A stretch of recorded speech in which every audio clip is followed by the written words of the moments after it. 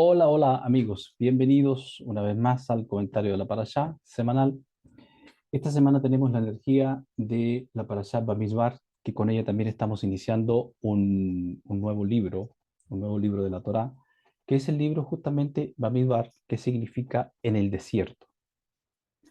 Este libro está relacionado desde el punto de vista de la Kabbalah con Yetzirah, con el universo de Yetzirah. Y en el árbol de la vida lo podemos ver con Seir Ampin, con el mundo de las emociones. Entonces aquí tenemos las emociones que tienen que ver con la formación, con formación, con formar energías y esas cosas. Es uno de los libros, bueno, escritos por Moisés. Una cosa que quiero decir, digamos, como a modo de información, es que la Torá no fue escrita así por libros como nosotros la tenemos ahora. La Torá fue escrita de una. De hecho, en la Torá no hay puntos, ni comas, ni nada de esas cosas. La Torá es escrito, escrito, escrito, escrito. Bueno, con el tiempo los sabios hicieron hacer estas divisiones. De hecho, quien hizo las divisiones de las parashot fue el sabio Esdras, de uno de los libros que está en el Tanakh. Y bueno, desde entonces tenemos estas divisiones de las parashot y lo que tenemos con respecto a los libros que tenemos acá. Y estos libros, bueno, les hemos dado un nivel porque ya sabemos que todas las cosas tienen a ver, una conexión con la concatenación de la luz infinita al traer el universo a la existencia. Entonces, ¿cómo es lo podemos ver de dos formas, la concatenación? Una es que, así como también la estructura de nuestra alma, que tiene cinco partes, está relacionada también con cada uno de estos libros. Hay una asimetría allí. Entonces, en los mundos, en la bajada de la luz que vino a la existencia, cinco mundos, también podemos poner estos libros en esa, digamos, secuencia, que para Bereshit ponemos Adán Calmón, como también podríamos decir Keter, en un sentido. Para Shemot ponemos a Axilut, que es el siguiente mundo después en la bajada. Para Vayikra pondríamos el mundo de Briá, mundo de creación. Y para Bamidbar, como ya dije, el mundo de Yetzirah, el mundo de la formación. De la formación, en este caso, estoy hablando en términos cosmogónicos, el mundo astral, el mundo de la formación, de las energías que se forman allí y que nos llegan a nosotros acá. Y finalmente tenemos el libro de Devarim, que es el último libro, que ahí ya estaríamos en el mundo de Malhut o Nuba, que es la hembra, que es la parte eh, la parte de la acción, de la manifestación. Entonces, si nosotros somos un poco rigurosos y queremos buscarle ahí como la quinta pata al gato o la sexta, séptima, no sé, la que usted quiera buscarle, vamos a encontrar que estos libros sí tienen conexión con estas cosas que he dicho. Porque claro, como no me dedico a enseñar Kabbalah en estos comentarios, sino digo chispas de Kabbalah y balbuceamos un poco algunas cosas del Zohar, que, que poco a poco nos vamos atreviendo a entrar con el libro del Zohar, que no hay que tener miedo a estos libros, a los libros sagrados, a los libros del nivel SOT, del nivel más profundo de entendimiento. Porque el miedo no está bien, no está bien que tengamos miedo. En realidad, nuestro trabajo debe ser alejar el miedo de nosotros cada vez más, al punto de que no sintamos miedo. Alguien podrá decir, pero ¿cómo puede ser que no se sienta miedo? Pues claro, puede llegar al punto de no sentirse miedo. De hecho, los cabalistas, los sabios cabalistas, se les dice a los hombres que no tienen miedo y mujeres que no tienen miedo, porque hay tanto hombres como mujeres cabalistas que se dedican a esto y que alcanzan niveles de entendimiento y de expansión de conciencia muy, muy elevados. Porque, como he explicado otras veces, la Torá y los escritos que tenemos tienen, por un lado, claro, tienen una parte que es literal y que eso lo aplicamos a nuestra vida diaria, a nuestra vida más común, la vida doméstica, la vida de trabajo. Y la Torá, como he dicho, no deja absolutamente nada fuera de tratarlo, de manejarlo y de enseñarlo cómo proceder y cómo tener los mejores resultados, porque no es una cosa que se nos quiera imponer algo, decir, mira, tú haces esto así y porque yo digo, no es eso. No, no, eso sería una tontería, sería quitarnos la libertad que se nos ha sido dada. Dentro de la libertad que nos ha sido dada, o más bien todo el consejo de la Torá, todo el consejo que traen los libros estos, es para que experimentemos realmente una verdadera libertad. Y dentro de esa verdadera libertad es que le encontramos el sentido a los mitzvot, a los preceptos que están aquí. Cuando caminamos en ellos, cuando vamos profundizando en ellos y los vamos sintiendo y nos vamos viviendo, entonces realmente sentimos libertad. ¿Por qué? Porque vamos saliendo de la esclavitud que produce el cuerpo, que produce la conciencia del cuerpo nuestra, que nos lleva a equivocaciones, que nos lleva a errar el blanco, a desvíos, que es lo que conocemos normalmente como pecado, es un het, que es un desvío. Entonces, pero cuando tenemos la posibilidad de no caer en esos desvíos porque conocemos, porque hemos aprendido y sabemos cómo comportarnos, pues claro, hacemos el quite a esas cosas y no caemos en los agujeros de la vida que, que están por todos lados. Porque nosotros, si bien es cierto, tenemos un cuerpo terrestre tomado de la Tierra y un cuerpo que cada vez sabemos más que tiene polvo estelar y un montón de cosas, porque todo el universo es una unidad, todo, y cuando hablo de universo no hablo solamente del planeta Tierra, ¿eh? Hablo de las galaxias, los miles, millones y cosas que no tenemos la más mínima idea, todo está interconectado, porque en realidad todo es una unidad maravillosa.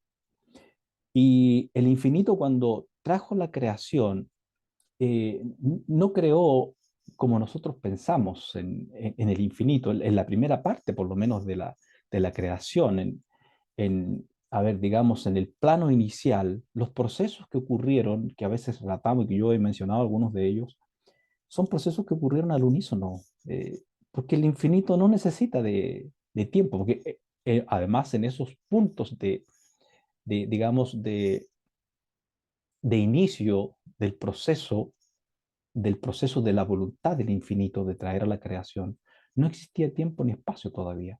El tiempo y espacio recién viene en un universo que nosotros llamamos en Kabbalah el universo de Briah. Recién allí ocurre lo que podríamos decir en términos de física cuántica el Big Bang, donde, donde tiempo, es creado tiempo porque allí aparece el concepto de poder medir el tiempo con la idea que después desarrollamos nosotros con años, con meses, con días, con semanas, con minutos, con segundos, etcétera. Aparece el concepto de espacio, claro, porque para que si hay tiempo, se necesita un espacio. Y aparece el concepto de la acción, es decir, tengo ya los dos elementos principales para que haya una acción y para que haya una acción desde el pensamiento. Desde el pensamiento pueda desarrollar, digamos, ideas que tengan dónde fluir. En el fondo, esto que estoy diciendo es como que el tiempo y el espacio son como la mesa para nuestras ideas por las cuales fluyen. Son como una mesa, como el carril, como un carril podría ser perfectamente de un tren, no sé, es la idea, el ejemplo, en donde fluyen nuestras ideas, fluye nuestra conciencia en esto y bueno, y todo empieza a fluir. Entonces vemos que está tiempo, que está espacio y que está la conciencia y que hay materia. Y la materia tiene dónde existir, dónde ocurrir. Entonces, hay una definición que yo le he dicho otras veces y la voy a repetir con respecto a tiempo, que a mí me gusta muchísimo, que es el tiempo es el espacio que hay entre la causa y el efecto. O sea, recién digamos, a poder existir algo, una causa y un efecto. Y una causa viene por una energía que mueve algo, una conciencia, algo inteligente que mueve algo y provoca un punto de inicio, pum, para un punto final. Entonces, para eso está el tiempo, para que pueda ocurrir el punto de inicio a un punto final y haya un desarrollo en el centro. Bueno, entonces, tenemos ahora en la parashá de esta semana, eh, la Parashat Bamidbar, que es en el desierto, en el desierto. Eh, y parte de la parasha, aquí hay bueno, algunos detalles que creo que pueden ser interesantes que se los cuente. Eh, en el español se le llamó a este libro Números. ¿Ah? Números. No tiene mucho sentido digamos, con la esencia del libro. En realidad los nombres españoles no tienen sentido con la esencia misma de los textos. Sin embargo, pareciera que en esta parasha sí tiene un sentido porque aquí partimos con un censo y estamos en la cuenta del Homer. Estamos en la cuenta del hombre, entonces hay números aquí entre medio. Estamos contando los 49 días de llegada desde Pesaj hasta Shavuot, que es donde se entrega la Torá, los Asereda de Dibrot, es decir, las pronunciaciones, eh, los dichos del creador con respecto a ciertas cosas que él, enunciados en realidad, son enunciados porque no están del todo desarrollados. De allí se desarrolla todo el resto de los mitzvot, que son 613. De esos 613 mandamientos o mitzvot, como quiera llamarle, hay 248 que son positivos, que son para hacer, y 365 que son negativos, que son para no hacerlos. Es decir, dentro del deseo que tiene nuestra alma, dentro de lo que es, porque nuestra alma es deseo, los deseos que están permitidos son los 248. No hay ningún problema con esos deseos, porque son esto harás, esto harás. Pero hay el otro deseo, ¿por qué? Porque tenemos la dualidad que está dentro de nosotros, dentro de nuestro ser. Y esa dualidad se manifiesta en esos deseos que son prohibitivos. Lo que ocurre que decimos es que una cosa entre más se prohíbe, más se desea o más se quiere hacer. Es, es una cosa que está ahí. Y es una energía que está dentro de nosotros, que la conocemos en Kabbalah y en Torah como dos energías que están dentro de nosotros. Una que es inclinación a hacer lo bueno que conocemos y la otra es inclinación a hacer lo malo que también conocemos. O sea, ahí está estos dos deseos que están, que trabajan normalmente digamos, en oposición, en oposición. ¿Cuál es el trabajo nuestro en este tema, en esta oposición? Porque estamos en el centro ahí, ¿eh? Se nos metió esto dentro de nosotros cuando fue lo que conocemos como la caída, entró esta energía de bien y mal y se dualizó dentro de nosotros. Y luego muchas veces no sabemos qué es exactamente lo bueno que hay que hacer y cuál es lo negativo. Entonces encontramos siempre colores distintos. Encontramos, no, que si le hago por aquí, puede ser por allá, y ya lo puedo hacer, y si me voy para allá, si me voy para acá, y le hago aquí. Finalmente encontramos un punto para realizar el deseo que se nos dice, no, esto no tienes que hacerlo, o tienes que evitar esto. Y claro, nosotros vamos con la inclinación negativa y vamos encontrándole una quinta, sexta y séptima pata al gato hasta que ¡pum! Parece que aquí nos clava. Aquí, de esta manera lo puedo hacer. Bueno, de cualquier manera que lo hagamos con astucia, no sé, con mala intención, porque en el fondo es una mala intención esa, lo que estamos haciendo allí es algo muy interesante. Miren, les voy a explicar algo que no sé si lo he dicho otras veces. Hay una frase que se dice dentro del estudio de la Torá, que cuando una persona hace una acción negativa, lo que está haciendo es un Hilul Hashem. Hashem es nombre, es haciendo un vacío para el nombre, haciendo como que el nombre divino, como que la presencia divina que es omnipresente, no está en este punto. Entonces la persona se engaña a sí mismo en su mente, en su conciencia, y dice, si me voy allá, si me escondo aquí, si hago esto, si esto lo hago de esta forma, no voy a ser visto por la energía superior, no voy a ser observado. Entonces la persona engañosamente su corazón que le está diciendo, oye, lo puedes engañar. ¿Ah? Tú eres astuto, tú eres inteligente, tú eres muy inteligente, si puedes engañarlo, lo puedes hacer de esta forma, y aquí no pasa nada. Pero en realidad que es una torpeza humana, porque ya hemos dicho que esta energía que llamamos Dios, esta, este sistema operativo, llamémoslo así, en que nosotros podemos funcionar como ser humano, en que puede funcionar un caballo como caballo, un árbol como árbol, una roca como roca, es un sistema que nos contiene, que nos sostiene, y es un sistema tremendamente inteligente, infinitamente inteligente, que no podemos burlarlo de ninguna manera. Por eso está escrito en algunos de los libros sagrados por ahí, que no os engañéis, dice, Dios no puede ser burlado. No es posible que burlemos a Dios. Entonces, pero la persona entra en la soberbia, entra en el ego, entra en ese estado de dureza de corazón. ¿Y qué es lo que hace? Pues va y hace cierta cosa negativa que a él le parece o a ella le parece que nadie se da cuenta y que el creador no lo ve. Entonces, ¿qué estamos haciendo allí? Un vacío, es decir, Dios no está aquí. Y eso viene de cuando conocemos la concatenación del universo, cuando la luz infinita que llenaba todo antes de que estuviese este universo que nosotros conocemos, y hablo de galaxias, hablo de mundos espirituales, hablo de todas estas cosas, antes que nada de esto existiera, existía solamente una luz infinita,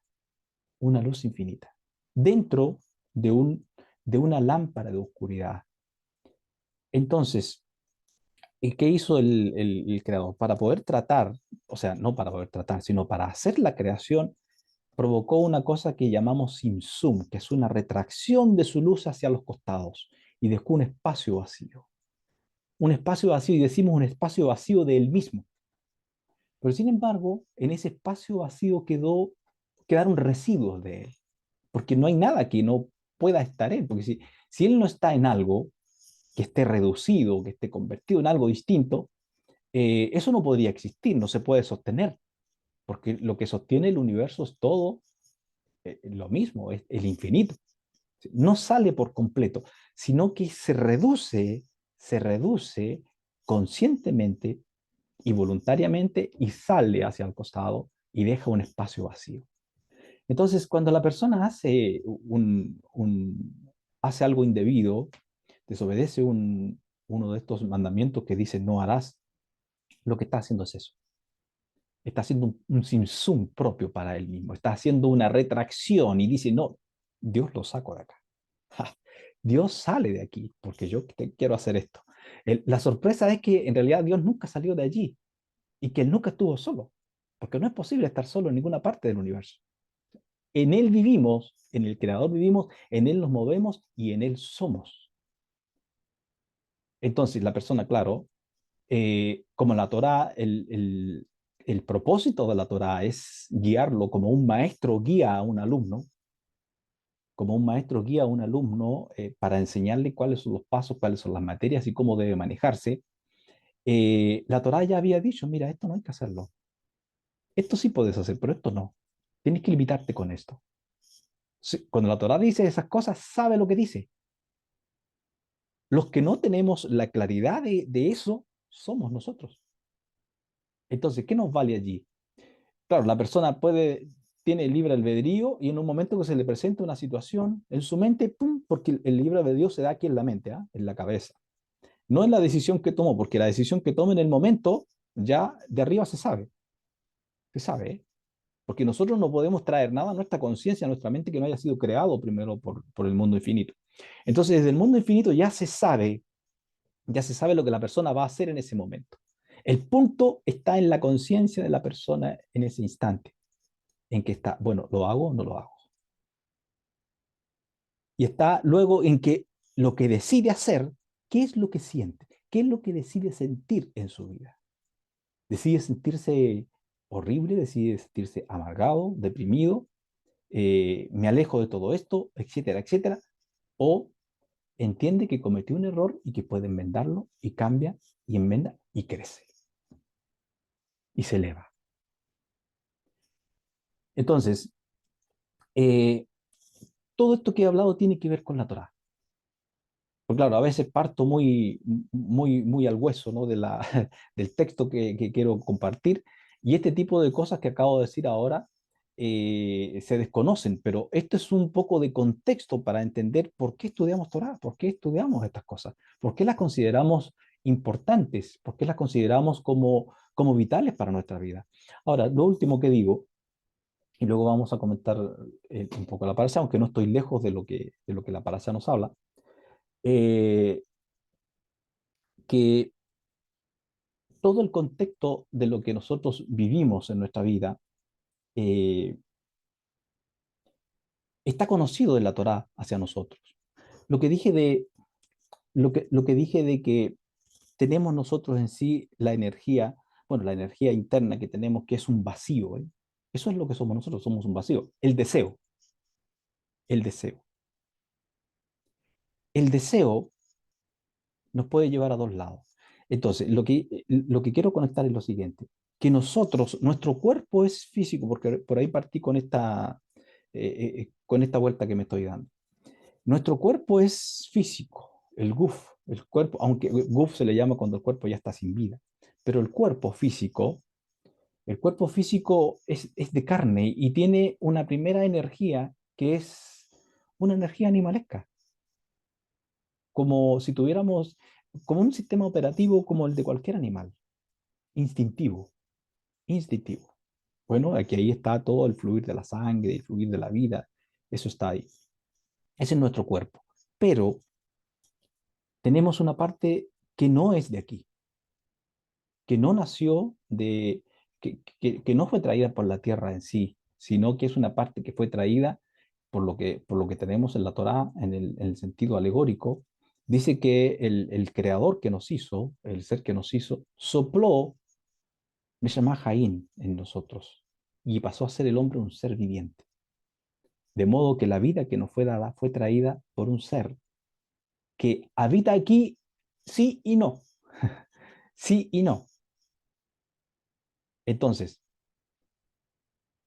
porque el alma, la Neshama nuestra, fue, fue traída o bajó más bien de uno de los universos de la concatenación de la bajada de la luz que se llama Bria.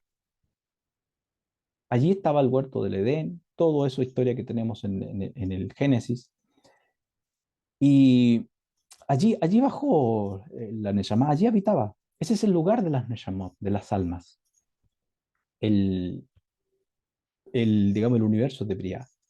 Pero de ahí bajamos dos universos más que yo los he mencionado, el universo de Yexirá y estamos en el universo de Asia, que es el mundo físico. Entonces, estamos encarnados en un cuerpo, el alma está encarnada en un cuerpo en el cual está aprisionada. Y aquí hay leyes distintas al mundo de las leyes del alma, porque el alma, la Neshama no tiene tiempo y espacio, no está sujeta a esas leyes del mundo físico, no está sujeta a esas cosas. La Neshama es es suelta, por así decirlo. Es suelta, se eleva, baja, sube a mundos superiores, va a otros, va aquí, va allá. Esa es la Neshama que tenemos. Y cuando aprendemos a sacarle partido a esa capacidad que tenemos en nuestro ser superior, que es lo que estamos desarrollando en esta época, yo diría que a pasos bastante rápidos, ¿eh? Porque ¿qué está pasando con el ser humano ahora? Nos estamos dando cuenta que no somos un cuerpo, no somos un saco de huesos.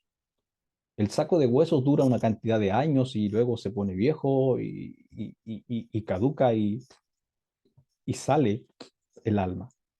Y sabemos que el alma transmigra de un cuerpo a otro. Es decir, como cuando nos cambiamos de ropa, nos cambiamos de zapato, una cosa así. El alma se cambia de cuerpo y continúa su proceso de evolución. Y todo el proceso que evolucionó en la vida que tuvo anterior y que evolucionó y creció, se expandió su conciencia, eso queda guardado y parte de donde quedó la última vez. No tiene que volver al principio. Entonces vamos en un proceso de transmigración y de crecimiento de almas. Todo esto es importante saberlo. ¿Para qué? Para entendernos cómo funcionamos. Y si entendemos cómo funcionamos, también estamos entendiendo a la vez cómo funciona el universo. Porque como es arriba, es abajo. Eso es una regla, es una ley universal. Como es arriba, es abajo. Como fue en el principio de los principios, en el principio de los principios.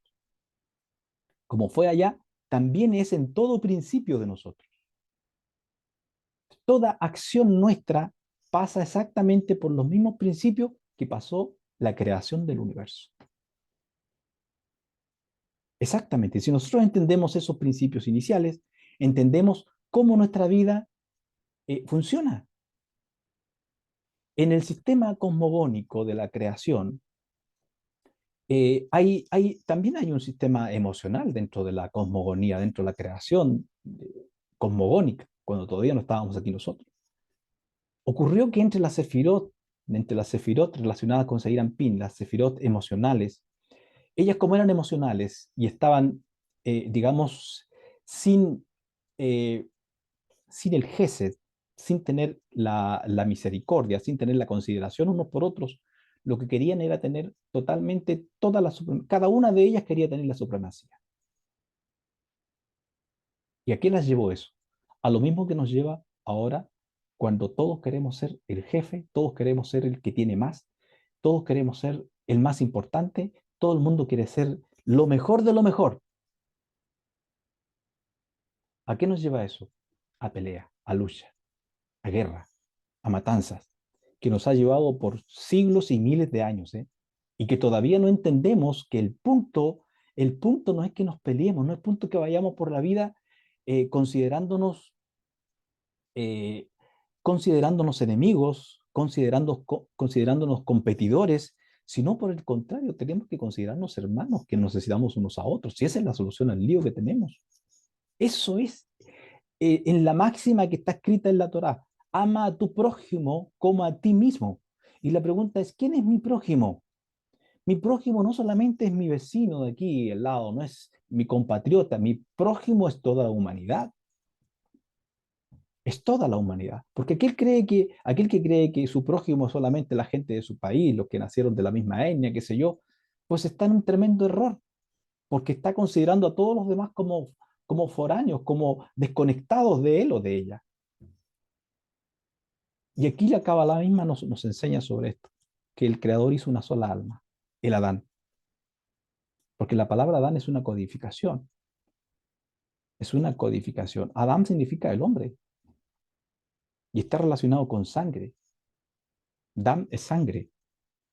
Y por todo el género humano corre la misma sangre. Claro, usted me dirá, no, es que hay diferencias genéticas. Sí, claro, hay diferencias genéticas, pero sin embargo, somos todos compatibles genéticamente a nivel de cromosomas. Eso quiere decir que tenemos una misma raíz, una misma raíz. Bueno, entonces, partimos ahora, después de esta breve introducción y de estos comentarios que hago, que creo que son importantes para los que no saben nada de Torá y los que no conocen nada de esto o que creen que esto está quedando obsoleto, que esto es de religiosos y cosas.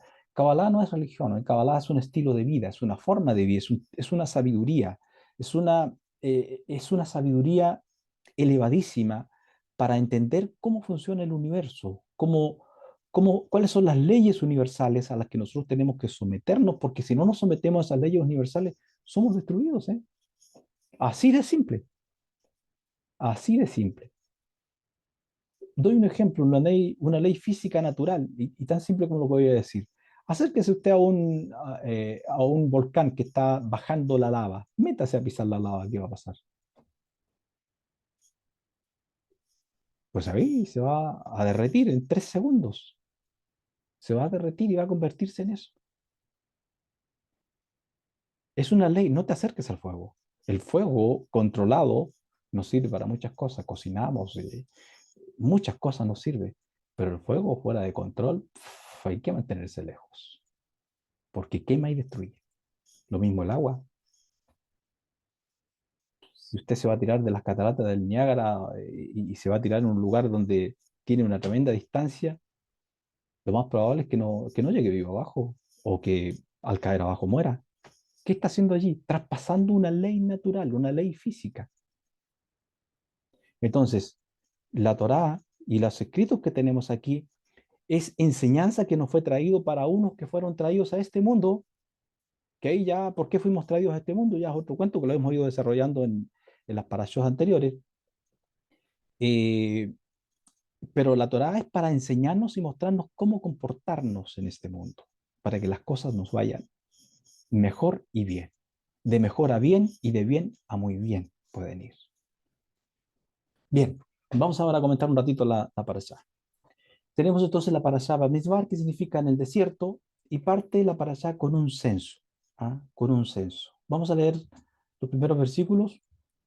Dice lo siguiente: el primer día del segundo mes, al segundo año de haber salido de Egipto, Hashem le habló a Moshe en el desierto del Sinaí, en la tienda del encuentro, diciéndole: censa a la comunidad israelita, de acuerdo a la línea paterna, el número de cada uno de los nombres. Es decir, los nombres de las personas debían ser dados. Es decir, alzar las cabezas, significa de los nombres por cabeza o alzar las cabezas. Eh, Todos mayores de 20 años hasta 60, mayores de 20 años hasta 60 años. Los que sean aptos para enrolarse en el ejército de Israel. Tú y Aarón deberán contarlos de acuerdo a sus escuadrones. Junto con ustedes habrá un representante de cada tribu que deberá ser cabeza de su línea paterna. Los siguientes son los nombres. Bueno, aquí nos da todos los nombres de los 12 representantes de cada una de las 12 tribus. No los vamos a leer, si ustedes lo pueden leer. Estoy en el libro de Bamidbar, que es Números capítulo 1, así que pueden leer todo y ahí van a encontrarse con todos los detalles del censo, que los levitas no son contados, las mujeres no son contadas, pero no por eso quedan fuera del sistema, porque son parte del sistema. Los levitas ya sabemos que no son contados porque ellos estaban encargados de todo el que era el trabajo en el tabernáculo, el trabajo sagrado, y las mujeres encargadas de los hijos, encargadas de, ya sabemos a qué se dedicaban ellas. Eh, bueno, las obligaciones, un montón de cosas que tenemos acá. Eh, Lo que está ocurriendo aquí, venimos saliendo del proceso de la edificación y de la consagración y todo el tabernáculo, todo un, todo un proceso de una tecnología que estaba preparándose para echarse a andar. Ya estaba andando. Todo aquí está tomando cuerpo algo, ¿eh? No, nada de esto viene por casualidad, estas cosas, no, todo está tomando cuerpo. El pueblo debía primero salir de la esclavitud, que ya sabemos que eso simboliza también el alma, que el alma sale de las esclavitudes. Por aquí voy a ir enganchando un poco, que tenemos que salir de los estados que nos han esclavizado por tantos años, quizás por vidas enteras, de, a ver, de pensamientos de apocados, de depresiones, de angustias, de enfermedades generacionales que se pasan de padres a hijos y tantas cosas. Quiere decir que no hemos, si bien es cierto, tenemos nociones de la libertad que podemos tener, tenemos nociones, pero no hemos salido a la plena libertad. Necesitamos salir a la plena libertad ¿para qué? Para ahora ser parte de un grupo muy particular. Y sabiendo nosotros ya por los textos que hemos leído de la Torá que los censos están prohibidos, pero aquí el Creador mismo es el que ordena el censo. Toma todas las precauciones, con bendiciones y un montón de cosas, pero el pueblo es censado para enrolarlos, para que se enrolen en el ejército, porque había que conquistar, había que ganar cosas.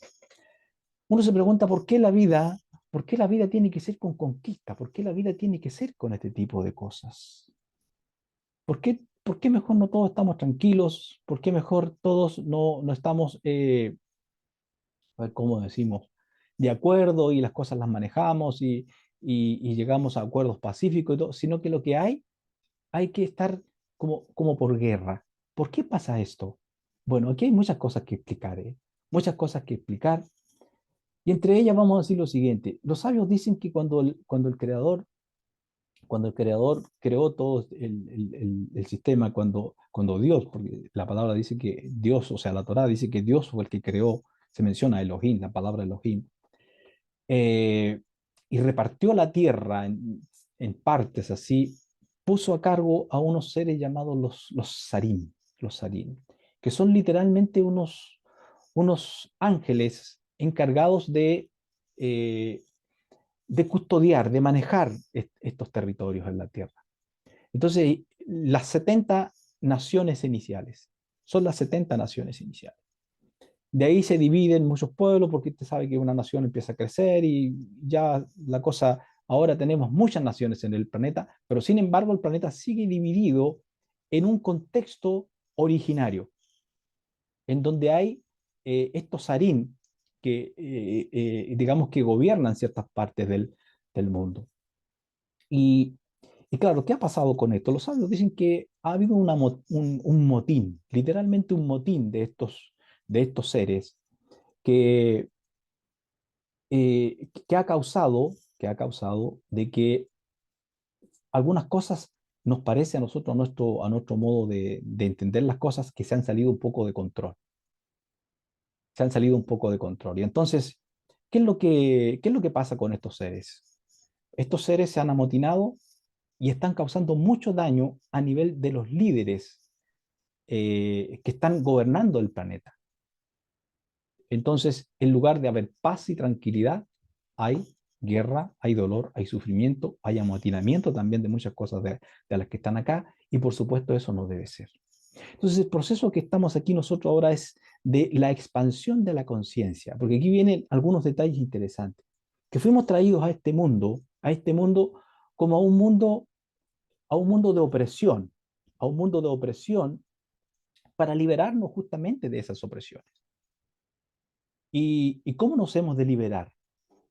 Entendiendo, eh, elevando, esta es la palabra más correcta, elevando nuestra conciencia, elevando nuestros estados, que se expanda nuestra conciencia.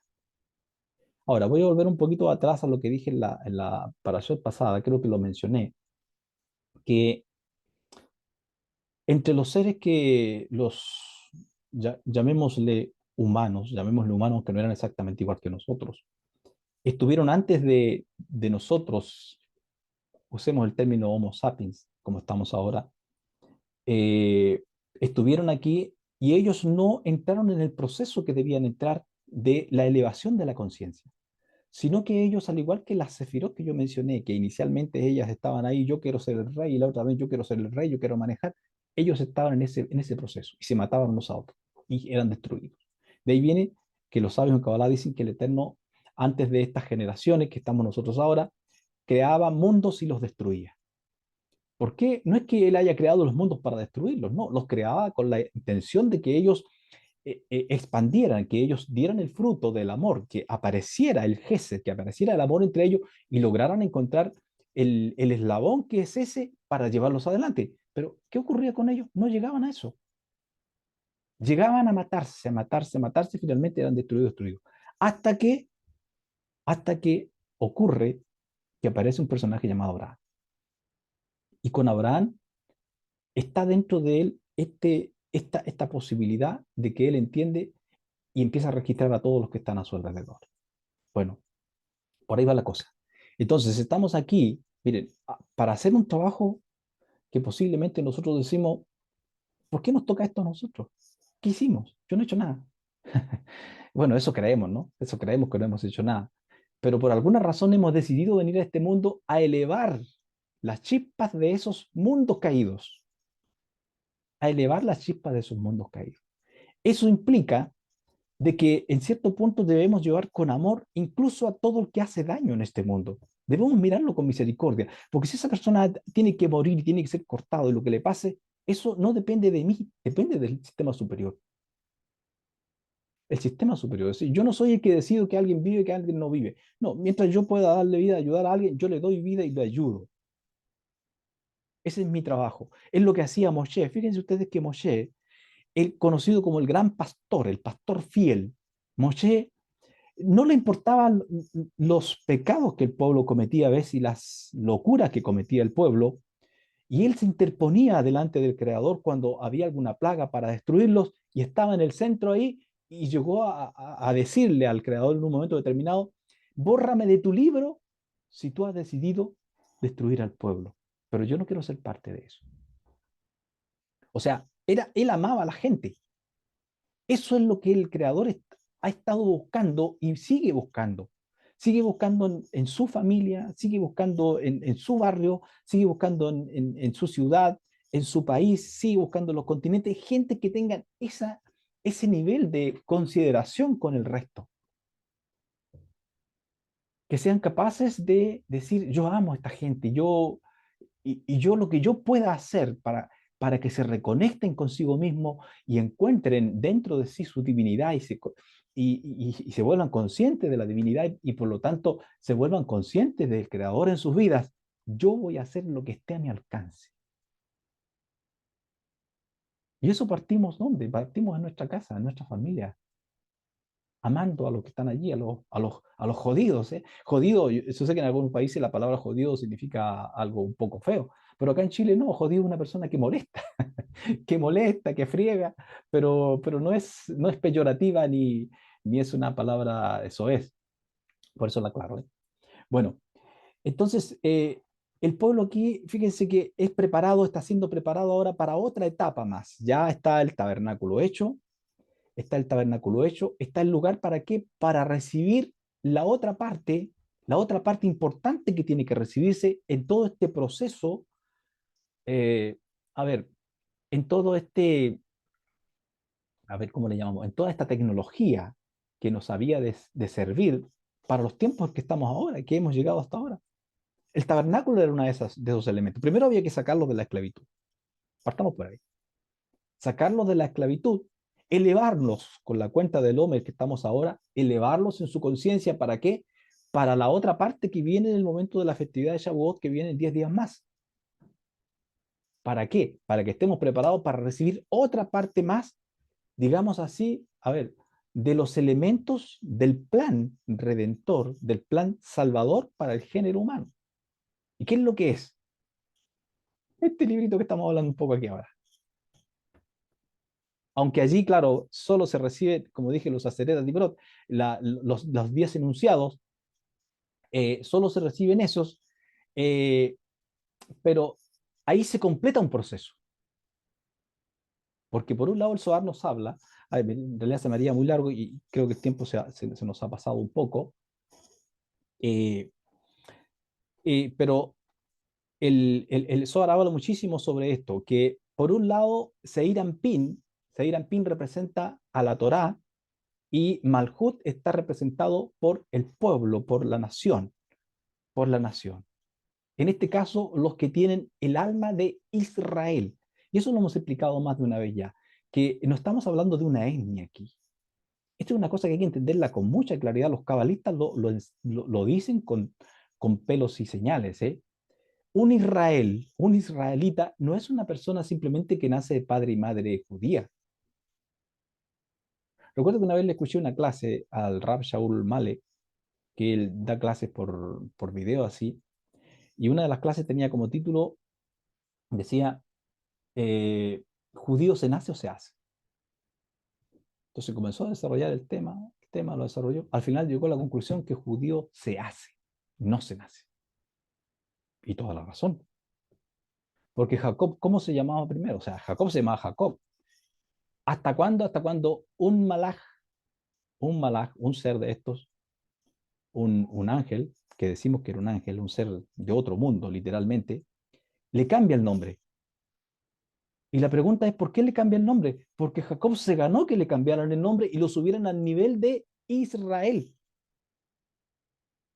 Y es lo que la vida está esperando que todos nosotros, de donde sea, del país que sea, pero que tenga esta adhesión de su alma con lo divino, se convierta en un Israel. Fíjense que aquí ocurren muchas cosas en este libro, ¿ah?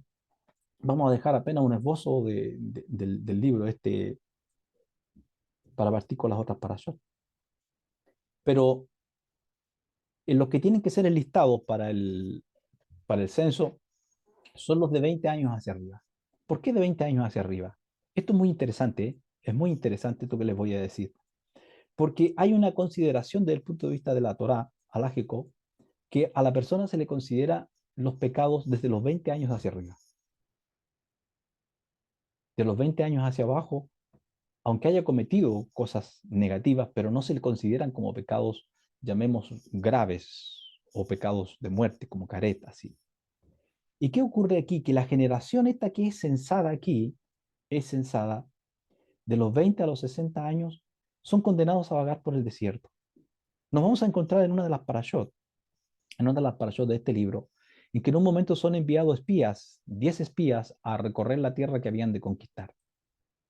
Y ellos llevaron un informe negativo al pueblo, 10 espías, eran 12 en realidad, eran 12, estaba Caleb eh, y Joshua, con ellos completaban 12, eh, pero hubieron 10 espías, 10, fíjense, 10, número total, que ellos llevaron un informe negativo de la tierra.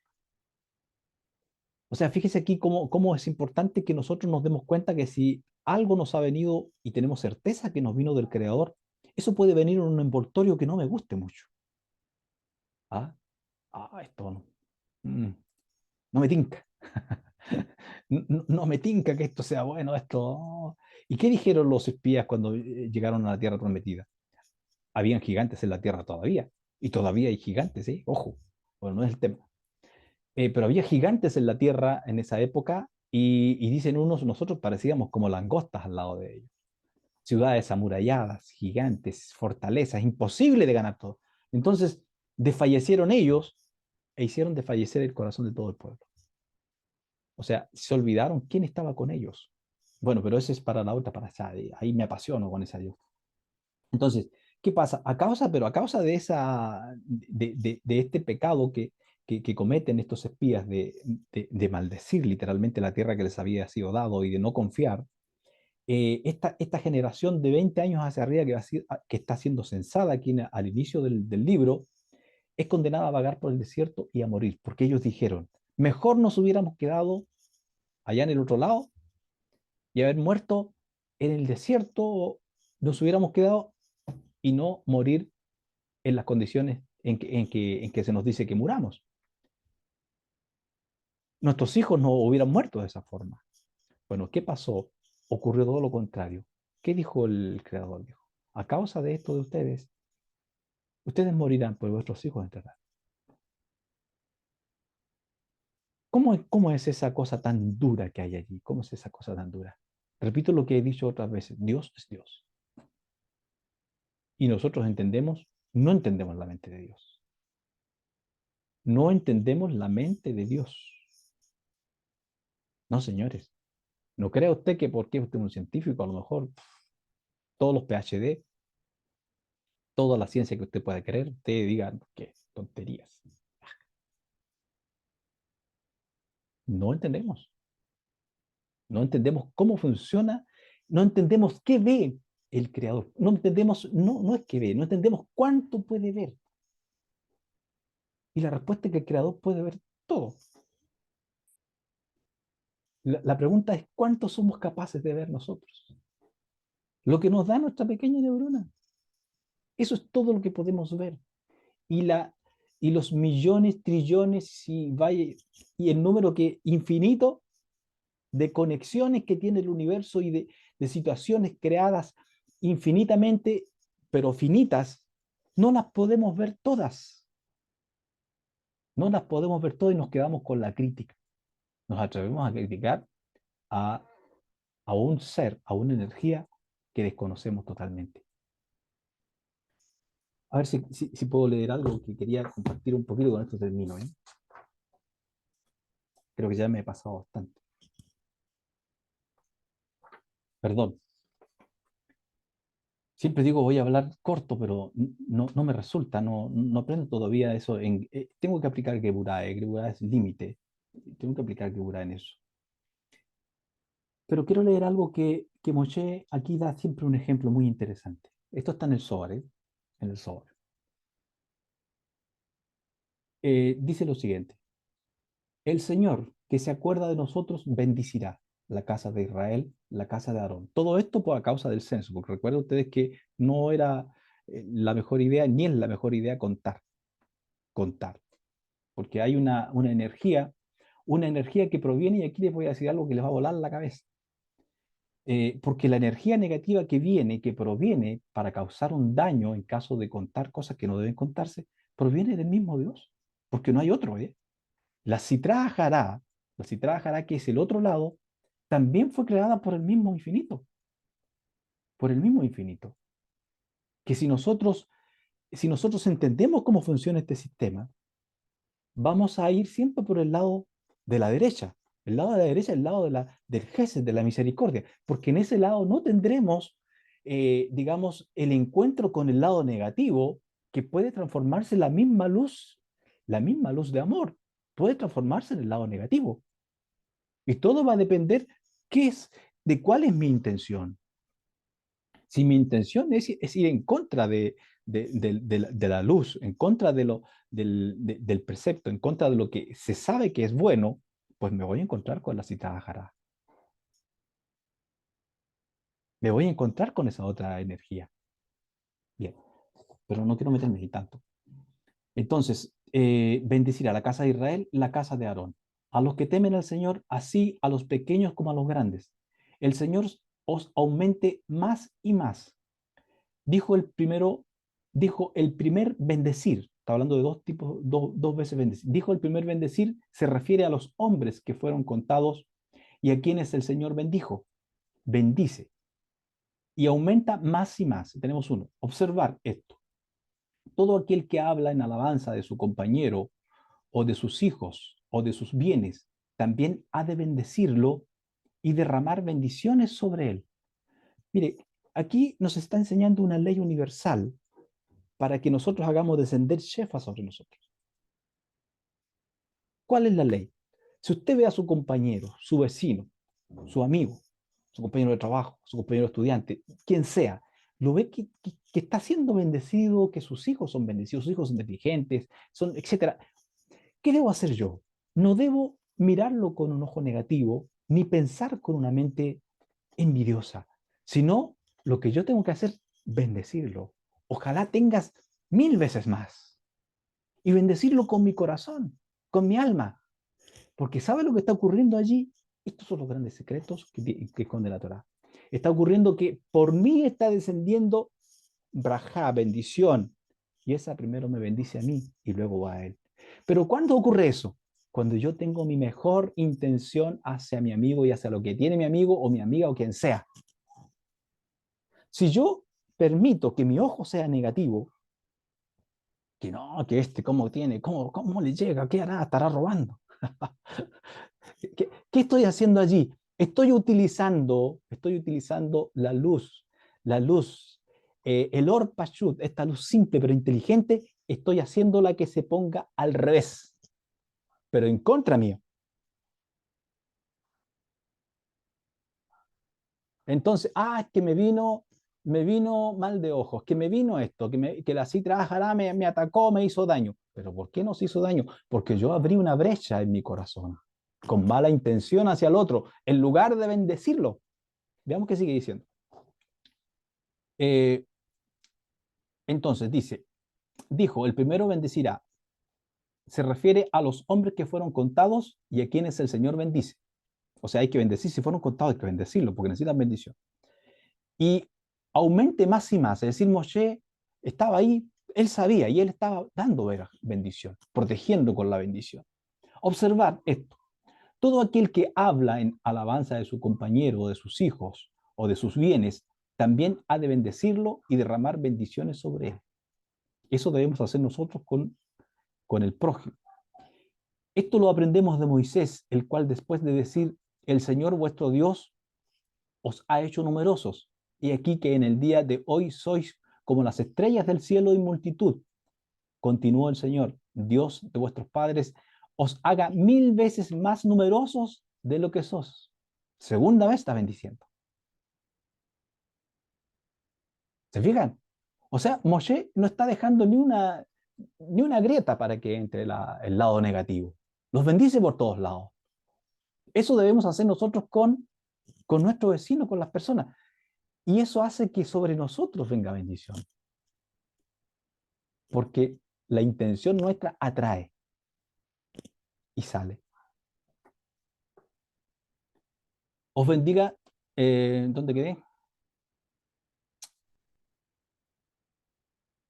Os haga 1000 veces más numeroso de lo que soy. Y entonces confirmó sus palabras agregando, y os bendiga según os ha prometido. Pero aquel que haciendo la cuenta de los buenos puntos de su vecino omite bendecirlo, será el primero en incurrir en desagrado celestial. O sea, ¿de qué estamos hablando cuando hablamos de la citra? Porque todo ha sido creado por el infinito. El Satán que usted diga, no, que este es enemigo, no, si es un cachorrito creado por el Creador para ayudarnos en el proceso de elevación a nosotros. Entonces, ¿qué es lo que ocurre? Es la misma energía que se vuelve torcida. ¿Pero por qué? Porque se torció la nuestra primero.